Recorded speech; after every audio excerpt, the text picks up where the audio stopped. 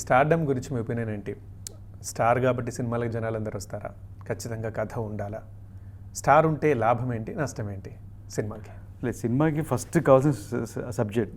So subject ఉంటేనే ఎవరికైనా నచ్చుద్ది. ఆ సబ్జెక్ట్ ఉంటే స్టార్సే ఒప్పుకుంటారు, కథ లేకపోతే ఎవరు ఒప్పుకోరు.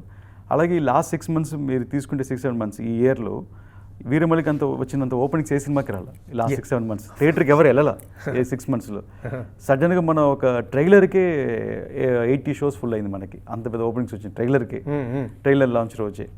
సో అలాగే నెక్స్ట్ ఓపెనింగ్స్ ప్రీమియర్ షోస్కి అంత పెద్ద ప్రీమియర్ షోస్కి అంత వచ్చింది మనకు తెలిసి. అసలు ఇంకే సినిమా లేదు, ఏ సినిమా లేదు. ఇది ఆ రికార్డ్ ప్రీమియర్.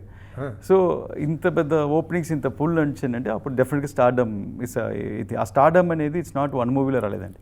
వాళ్ళు చేసిన సిరీస్ ఆఫ్ ఒక 20 years 25 yearsలో వాళ్ళు చేసిన వర్క్, వాళ్ళు ఇచ్చిన హిట్స్, మనందరూ దాన్ని లవ్ చేసి దాన్ని ఫీల్ అయ్యి మళ్ళీ మన స్టార్ని మన వెళ్ళి చూసుకోవాలనుకునే దాంట్లో వచ్చిన image. It's not only that movie, ఈ పర్టికులర్ మూవీని కాదు, వాళ్ళు చేసిన previous efforts and hard work అండి. Yes, of course, correct. And మళ్ళీ ఈ సినిమా కూడా చాలా ఏళ్ళుగా వెయిట్ చేస్తున్నారు పవన్ కళ్యాణ్ గారిని మళ్ళీ స్క్రీన్ మీద చూద్దామని చెప్పేసి. సో చూసేసరికి వాళ్ళ ఆకలి కూడా ఒక రకంగా తీరిపోయింది. ఆ రకంగా కూడా ప్రీమియర్ షోలకు ఎక్కువ మంది వచ్చారు. నాకు తెలిసి ఒక సినిమా రిలీజ్కి ముందు ప్రీమియర్ షో ఒక షో ఉంటుంది, కొంతమంది వస్తారు అనుకున్నాను. ఇదేందో ఒకరోజు ముందే రిలీజ్ అయిందేమో అన్నట్టు అనిపించింది. రిలీజ్ డేట్ ముందుకు వచ్చింది, ఏంటి ప్రీపోన్ అయ్యిందా అన్నట్టు అనిపించింది. అందరు చెప్పకుండా వేస్తారు ప్రీమియర్స్.